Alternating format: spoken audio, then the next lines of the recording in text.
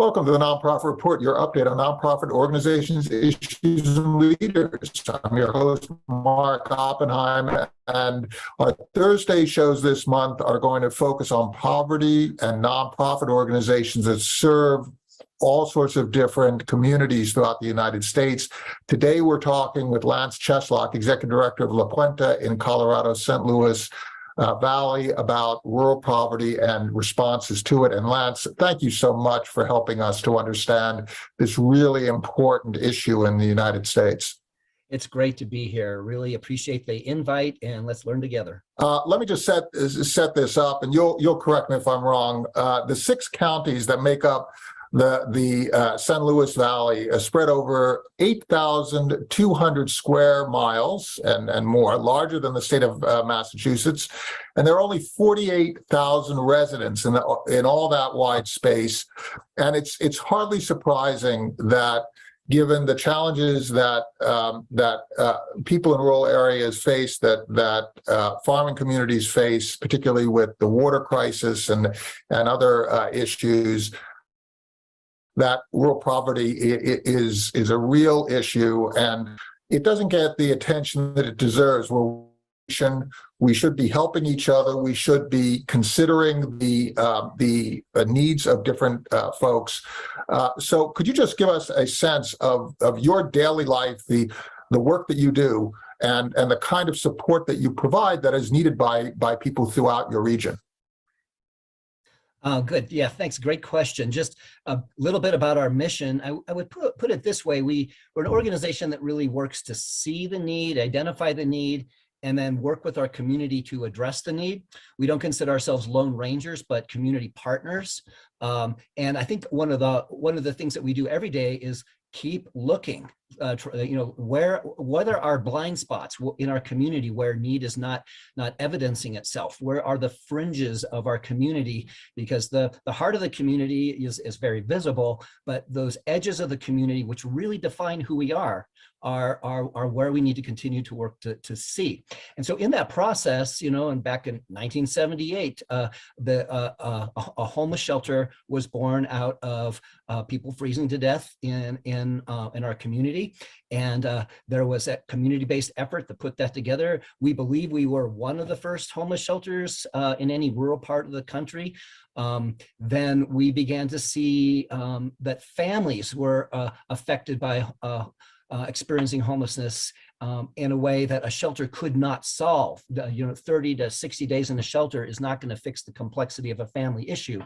And so working with our community partners, we began a family program. We also, the numbers back in the late 80s, early 90s were 1,000 to 1,200 new intakes a year. The largest shelter in Denver in that day, that was more than their numbers in that way. So it was big. And so there were conversations with the residents that we were working with about how we prevent, and we developed strategies around prevention from them, some of which have been adopted by other programs and it's kind of normalized, but way back then it was see the need, meet the need. Our numbers halved in 3 years when we did prevention.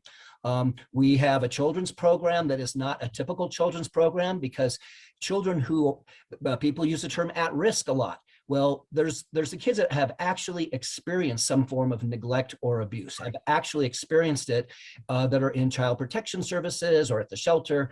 And we created a program especially for them because they are usually forgotten in philanthropic circles and government circles. You help the families, you help the parents become better, you do community education.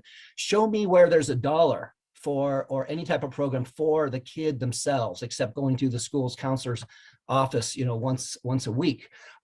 We also were, in terms of this whole concept of see the need, meet the need, we have our blind spots. And we went for years just thinking like, oh, the homeless that aren't at the shelter or aren't asking for help, they're not coming to our door. So, they were out of sight, out of mind.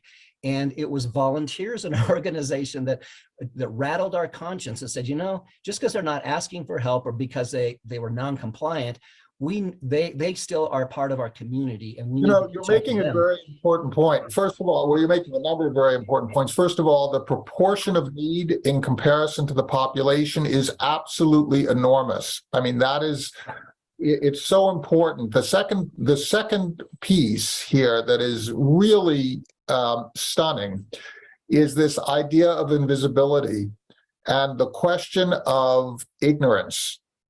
The ignorance is not on the part of people in need. The ignorance is the part of people who live next to those in need but don't see them. And how do you end up having that seeing happen and then having people meeting each other's needs as neighbors and not have a power dynamic evolve in which the people in need are humiliated through receiving the support that all of us at some point need? How does that unfold in your organization so that people feel respected and empowered, and that they're able to also make a contribution to their own self-sufficiency, which is so important to pride? Mark, that is such a great question. And of course, it's that process of that has evolved. And I will say that the other thing about our organization that is more important than what we do, it's how we do it. And the how for us has been, with the people that we work with, is to identify what are their goals, and let them be in the driver's seat, and then we are navigators first, right? You're instructed first. Yes, and like so tell us what your goals are, and we will support you in your goals. The classic social work model is I go to school, I become the guru who has all the right ideas for your life, and if you are broken in front of me, then all you have to do is do my wish list of things, and Boy, then if you said that to me, I would be so freaking annoyed. There's no words for it, right? So you can imagine that kind of guru, kind of an ideal. I'm the educated person who knows you and your family and your area.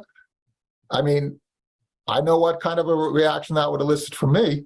Yes, and but that also takes skills and how to do that, like you're mentioning. Like, do we understand trauma? Do we understand people who are in a place of trauma that their brains are in fight or flight, and they're not going to be necessarily able to enter a logical conversation until they're stable?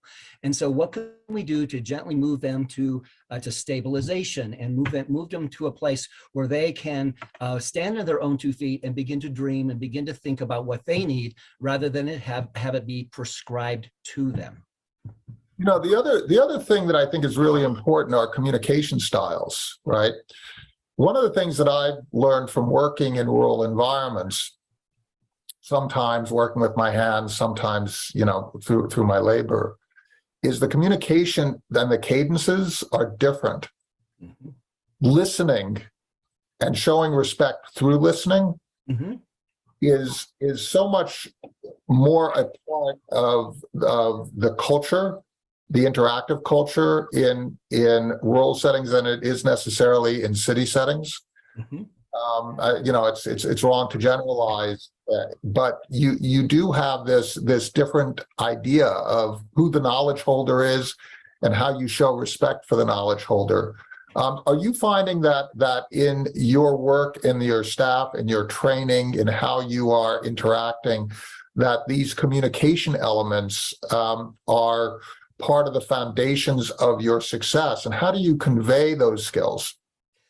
So we have our vocabulary, and what we're looking at is how do we uphold people's dignity, coming together and sharing stories and understandings about what does that mean, what have we done to know how people feel in the context of our services, and are we being reflective about that and learning from those experiences? And then for people onboarding, we onboard them more with our values first, and versus like particular skills and policies and things like that. We hire for the values so that people have kind of head start on how to relate to people more horizontally and with more dignity and with more listening.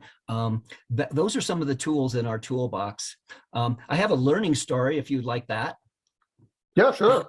So This is a personal learning story. So we have a food bank, and the food bank, this is like 15 years ago. We just were getting it started. The Rotary Club said, "Hey, how can we help you?" I said, "Hey, I'd love you a big sign that says emergency food bank." And I wanted it red and black to get the attention of the community that there was a crisis in the community, and that would really help with donations. And then shortly, like a year or so after that, I had a volunteer say, "Hey, don't you think it's kind of humiliating that people are standing outside in front of the food bank right under that sign, and we're advertising that their lives are an emergency?" Well, fast forward to the future, and in terms of if you have a reflective process, our food bank now we are strive to make it be a grocery store experience and not a social services experience. And we have gotten our direction from those we serve as to how that they are impacted. But the starting place, it's just self-awareness and awareness of both of the organization and the individual. And if you're open to learn and open to receive questions and open to get feedback and without jumping, it's just beautiful, the guidance that you can get walking into a new way of doing things. Have you ever been in such need, you personally have ever been in such need that you've had to have recourse to services? Me personally, Yeah. well, in some ways, yes. My first 2 years of life in Alamosa, I was living without running water in a two-room house, and had an outhouse in the backyard, and it was really very marginalized living in that way. And then slowly, through getting dumpster diving and getting materials, I slowly and surely built a place that is now home for us. So at the very beginning, there were two factors of that going on, and that, of course, gave me tremendous empathy and understanding for people who are trying to put their lives together in that way and know that they could only do it one brick at a time. That is it's so important, right? To understand that need traverses individuals, right? Yes. We are giving today is what we might need tomorrow. What we needed yesterday is what we can give in the future, right? And that whole idea of we're actually one country, we're one family, we're neighbors.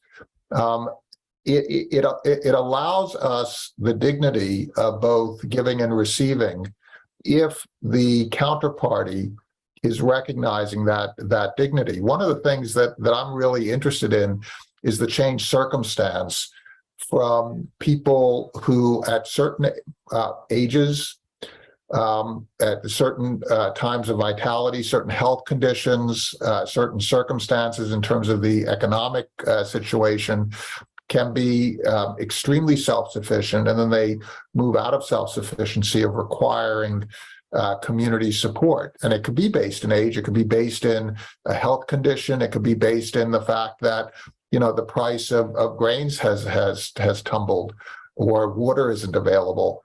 How do you deal with that, recognizing that and helping people to understand that part of being neighborly is helping each other through those ups and downs, like we did at the beginning of of this country's founding, right? I mean, it was we all lived in, and our forebears lived in, and even if one came to this country, you lived with the seasons, you lived with the ups and downs, you lived with a lot of insecurity.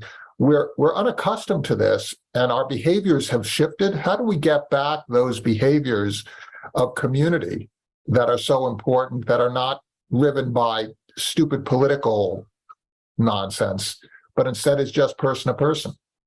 I would reframe the question just to, how do we cultivate a compassionate community? And for me, that means we first need to cultivate that sense of compassion in ourselves, not the urgency of compassion, but the tools in the toolbox that change our heart to be able to see and understand what compassion means in the way we interact and what we see and what we listen. And then translate that to your organization, or your family, and then work to translate that into what that might mean in a community. I think that it's not a top-down approach. I think it's a one person at a time. I think it's done through slowing ourselves down. I think it's done through sitting in that space where we learn people's questions and don't have ready-made answers. Just learn what their questions and their issues are through listening and reflection, and then coming together as a community to talk about those things and what our response should be. And is it also a matter of not necessarily allowing us to do a dollars and cents analysis of everything? You know, if you look at a dollars and cents analysis, then you provide support where the population density is high, because for every dollar you're going to reach more people. And then you end up with rural communities in need basically being deprived of the support they need, because in a dollars and cents analysis, they fall short. Yep. Which is just completely ridiculous, right? That's what's created so much of the division that we have now, that dollars and cents idea that everything is about dollars and cents, that, you know, there's a time and a place, but when somebody is homeless and they might freeze to death, that's not the time, that's not the place for that dollars and cents analysis, right? I would say that, yeah, absolutely. The other way I phrase that is, I feel like with rural communities, there is a disconnect from government and private philanthropy. There is such a disconnect there. And in the same way that we talked about the working with the relationship and letting the individual, listening to their story, letting them be the driver, and we as service providers are the navigators. Think about the government model and the philanthropic model. It is so vertical. It is so prescriptive. There are, I call them, you know, empower us. Don't send us do-gooder urban missionaries to here. Listen to us, listen to our ideas in rural communities about what we need and how that needs to be resourced, so that we can own our own issues and solutions, but just feel we have the supports we need to do that work within our own community. So yeah, I kind of deflected in that direction, but I just really feel the disconnect from government and private philanthropy is part of how that resource question that you brought up. I also have a question in terms of the economics of the country. It seems that rural communities are very often viewed as places of extraction, where we are extracting as a country, we're extracting grain, agricultural products, timber. Mining is also very large in industry, ranching, right? We're extracting to larger markets, right? And we're fine when we can extract, but when there are needs in order to sustain those rural communities so that they can actually supply the broader world with whether it's food or whether it's minerals or some other resource, we're not really thinking in the holistic terms. We're thinking in, you know, what's in it for me terms, right? And I think that maybe the relationship needs to shift. What do you think about these topics? Well, I agree with the extraction side of things. There was a gold mine here that came in for 6 years and mined the side of a mountain, and then were gone. Most of those, that was extraction, and most of those jobs were professional people they recruited from the outside, not the locals. And now we have a big environmental mess up on the side of the mountain. Right, and in gold extraction, you have arsenic residue, other heavy minerals that poison land so that it can't be used for other purposes, and that threaten groundwater supplies and so on. Plus, you have the physical environmental damage of basically cutting into a mountain and leaving slag and so on. That's what you're referring to. Yeah, but where did the income and the resources that were garnered by that industry, where is that sitting right now? And it often ends up sitting back in the cities. And you know, I think that cities need rural areas, and rural areas need the cities, and that relationship and that understanding is another work area for both rural communities to communicate and for urban areas to step outside of the city and cultivate authentic relationships with rural areas to be able to kind of bring those factors together. We're not going to receive resources that are well targeted or get the support that we need if they don't sit at our table. Right now, I feel like we're under their table, like the dog that gets the leftover scraps of food, but we're not really sitting at the table. So does the suggestion that the people sitting in the cities who own these mining companies, whether they're sitting in Denver or in Dallas and Houston or New York or in Los Angeles or San Francisco or Chicago, is this suggestion that you actually have to think not just about extraction from these areas, but also cohesion and sustainability and giving back and so on? Does that kind of thinking make you a socialist, or are you trying to eliminate jobs? Or I mean, how is this work? Because we got a lot of name calling here, right? So when you have people who are saying the kind of things that you're saying, right, very often they're just sidelined with name calling and so on. How do you look at this from a philosophical point of view of how the country ought to operate? I mean, is this a socialist idea? Is this government regulation, big brother? How do we look at this so that we can actually get something done together that addresses this issue of rural poverty, which also increases the rate of suicides on a per capita basis in rural settings? How do we deal with this? How do we think about it? Wow, that is a very political question, and for me, I guess I just go back to politics. It's not about party politics; it's about getting stuff done. So I don't like politics in terms of the techniques of winning and losing. Right? If politics is about getting stuff done, then okay, that's good stuff. So. It just comes to me down to relationship with the community. How are people coming together in the same way we try to see the need, meet the need, and use our community together to implement solutions?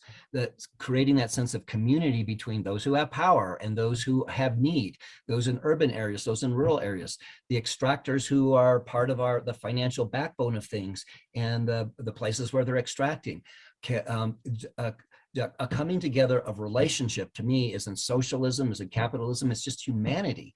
And I would love to be able to have those conversations, be in a way where we're really learning from each other what we need, and the power sits on the table away from that conversation so that we can learn and understand each other and then take it from there. So less name calling to cut off dialogue and instead listening as people share their experiences, and maybe listening even if somebody is reticent about sharing their experiences, listening intently until you understand them better, and you can in community try and develop some of these problems. I don't want to be naive, right? People have different viewpoints. But the only way to navigate those different viewpoints is to actually listen to them first. Is to be in that space. I think we've learned a lot from the studies and things that we've individually done with diversity, equity, inclusion, justice issues.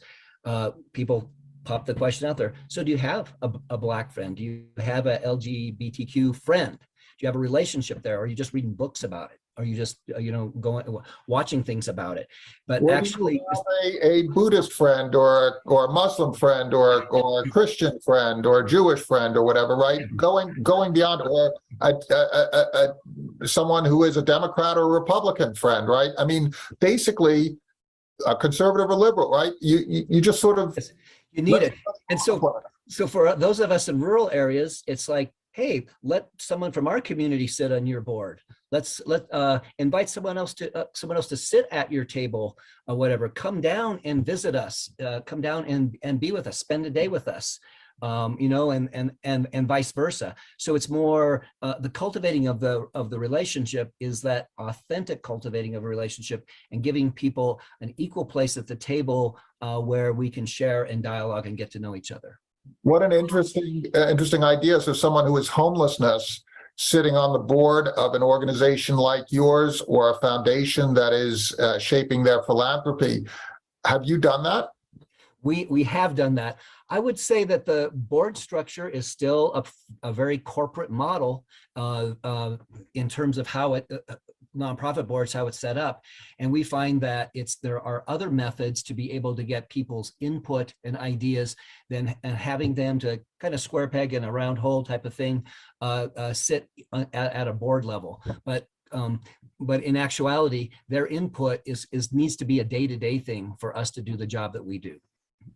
Well, this has just been great. We're coming to the end of our time, but I'd like if you wouldn't mind, just if you could outline for us the number of services that you provide and the number of people who are served on an annual basis. That would be really helpful, and that just sort of gives us orientation on.